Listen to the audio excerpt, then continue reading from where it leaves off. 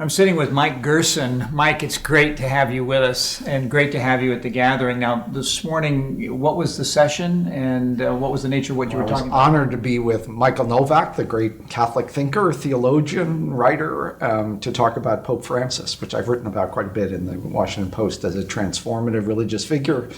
Really has changed the atmosphere, morale of the Catholic Church, but also been an inspiration to a lot of people outside it.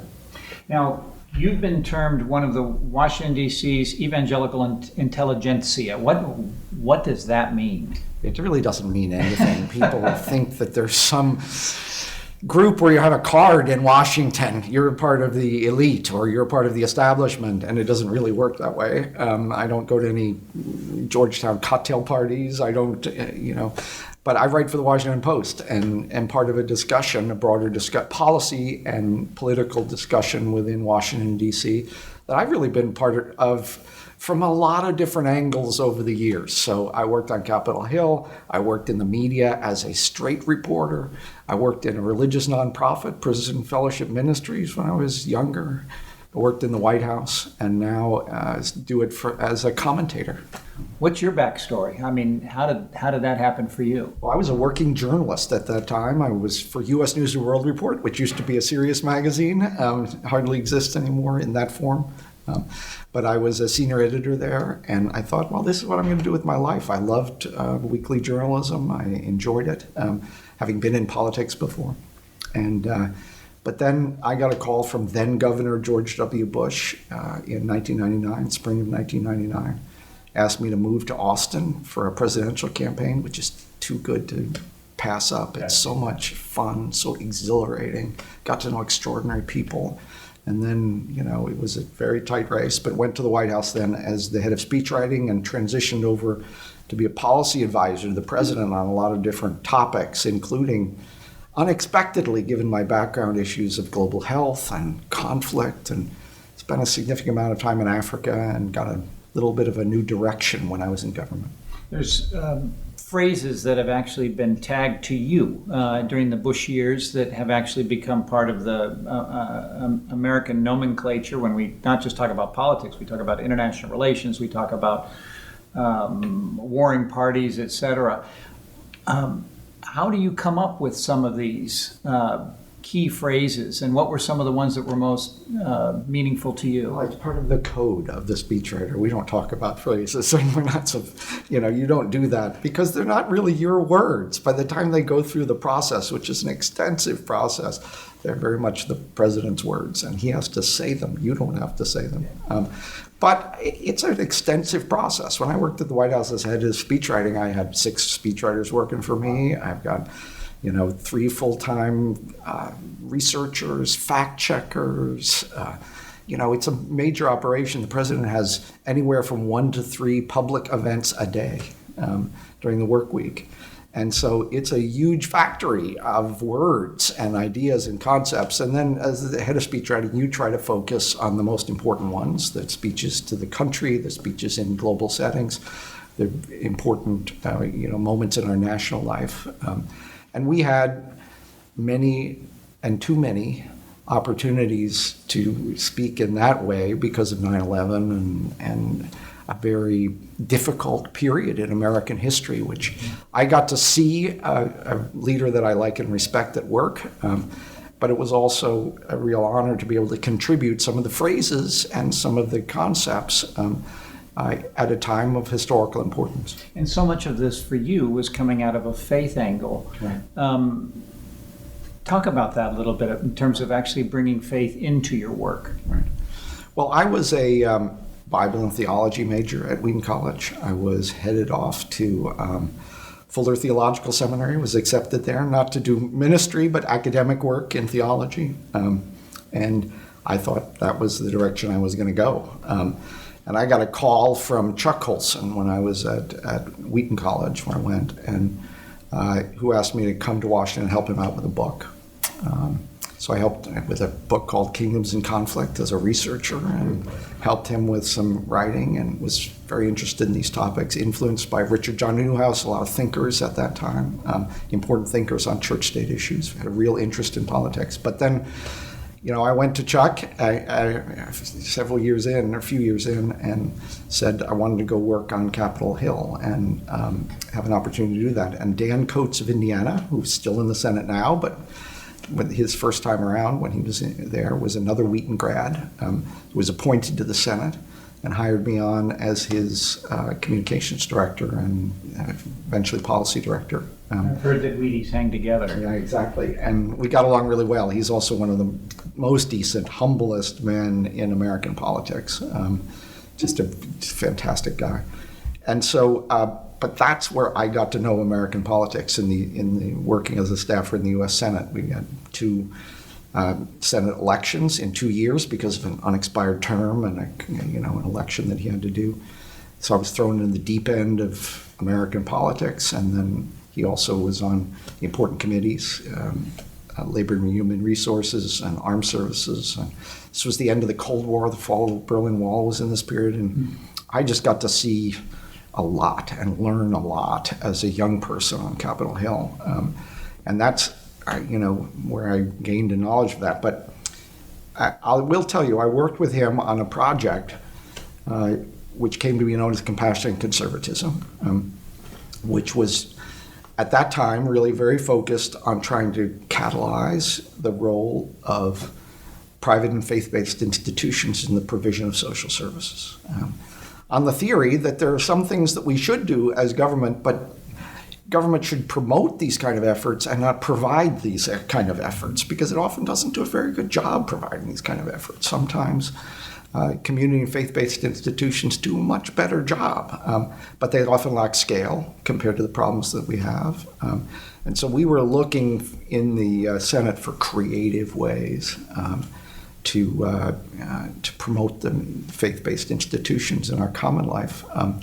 And eventually, these were some of the ideas that we tried to implement in the Bush era as well. Did you find also that there was a kind of an attitudinal pushback? I think your present employer came up with the phrase evangelicals being poor, ignorant, easily led. I do know they actually retracted from that later, but how prevalent was that attitude, and how does that attitude still exist, or does it exist, or is that just something that and maybe even those in the evangelical tribe are still hanging on to, when in fact that's not the prevalent view at all?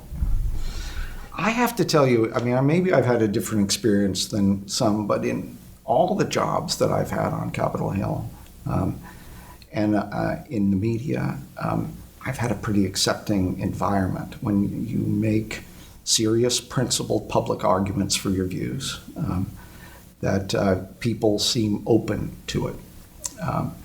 That's not uniformly true, but it's been generally true in my case. So when I was as a senior editor at a news magazine, I got to know people working on that hall were like Gloria Borger, was at CNN, and Michael Barone, who worked for the magazine. And these were people that became good friends and advocates, within the system. And I had great editors. I have great editors now at the Washington Post. So I've had a little different experience. In parts of the media, I think, it could be different, but in parts of the media, the problem is not so much hostility, but sometimes real ignorance. I remember one story during the presidential campaign where a New York Times reporter, who was actually a very good guy, was covering George W. Bush and ran a front page story where President Bush had talked about, taking the log out of your own eye before the speck in your neighbor's eye. And this reporter had never heard of this phrase before and covered it as though it were a gaffe, and actually said in an odd version of the pot calling the kettle black. Okay? So he hadn't heard this story. His editors at the New York Times, when he wrote this story, had not heard of this story. But of course, this is the red letters in the New Testament. Okay, right. It's a common cultural reference. But I think we face some of that now. There's a tremendous cultural illiteracy when it comes to matters of faith, and that. So I think there's some element of that. But in our political life, I worked for some people that were pretty extraordinary. Dan Coates, I worked for Jack Kemp, in preparation for a presidential run that didn't happen, and he was, really passionate about social justice issues from the Republican side. Worked for George W. Bush, just an unbelievably decent and principled man. And so maybe I've just been fortunate, because those are some pretty extraordinary people. I also think it's obvious you also create an atmosphere around you in which that can be then the way someone perceives you and walks with you. I think you have something to do with that, as well as the way in which someone brings whatever they bring in relationship to you. I do think it's important for Christians in public life to recognize that you have to engage with a public language when you make these cases. By the way, I will sometimes have a more religious language when it's around Christmas, or whether we're addressing a directly religious issue, which I don't have any problem doing at all. But if you're making public arguments about euthanasia, or you're making public arguments about war and peace, these have to be rooted in essentially a natural law type of argumentation, or a argument from social science. Persuasive and publicly accessible argumentation. But a lot of Christians I know in these fields, in politics and in the media, they understand that. That's the world you live in. That's not a compromise. That's actually the nature of, first of all, a profession, where the profession of politics, you're speaking to everybody. You're not speaking for any religious group. You're actually representing the whole country, including people that don't share your views. That is the nature of public life in a democracy. And you have to take that seriously. You have to speak for everybody, and you have to speak to everybody. That's really important. And journalism is much the same way. When you're readers, you can't assume that your readers share your viewpoints. That's one of the major problems with public media now, and particularly partisan media, is that these things are written to incite followers and not to inform people. And that, I think, is a serious problem. Africa as a continent obviously appears prominent in so much of what you're thinking and writing about, et cetera, versus many other parts of the world. Why Africa? What about Africa touched you? Well, maybe it is a kind of coincidence of history, because I was in the Oval Office and involved in the West Wing of the White House at the very worst of the global AIDS crisis, which was decimating many countries in different parts of Africa. Where when I first went there, average life expectancy in some countries had dropped 20 years. Where you had, I had a friend who was doing small-scale AIDS treatment, early AIDS treatment in Lusaka, Zambia. And when he went there in the year 2000, he had a daughter in an English language school across town, and he had to leave more than an hour, small town Lusaka, leave more than an hour every morning and every night to get to and from his daughter's school because of the funeral processions that went on all day, every day in Lusaka in the year 2000. This was a massive tragedy across much of Africa. And so I was fortunate enough to see George W. Bush, watch him make the decision to pursue the President's Emergency Plan for AIDS Relief, PEPFAR, $15 billion, largest initiative to fight a single disease in human history. It's been expanded, reauthorized by President Bush in 2008, and then expanded by President Obama. So a lot of continuity in this program. And they're more than due to PEPFAR and the Global Fund, which we also helped to give birth to, the Global Fund for AIDS, Tuberculosis, and Malaria. And then the contributions of countries themselves are now more than 7 million people on AIDS treatment in sub-Saharan Africa. When I wrote the words, I shouldn't have said that, but I helped write the words. When you helped write the words. When I helped write the words. It's an honest communication. Right, yeah. When I helped write the words announcing that program in 2003, there were, in all of sub-Saharan Africa, 50,000 people on treatment. And now there are 7 million people on treatment. It's got to be incredibly satisfying. Well, it is. I can't imagine how many authors are able to make that kind of a statement. Yeah. It is one of the great American achievements in the tradition of the Marshall Plan, or the Peace Corps, or other things, and has dramatically improved our image in Africa and our relations with other countries. But it's also, for me, in kind of the great William Wilberforce tradition, it's one of the great moral causes or great objects of our time.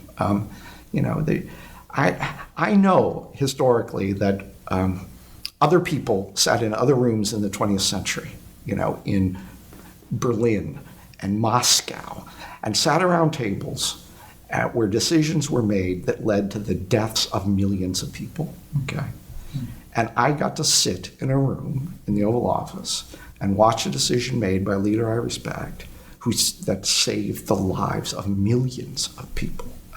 That's an extraordinary historical fact, and I think that it looms larger over time. This is actually, the chronicle of that event is actually stated in the Presidential Library down in Dallas. Right. What do you see out there for you, for Mike Gerson, 5 years out?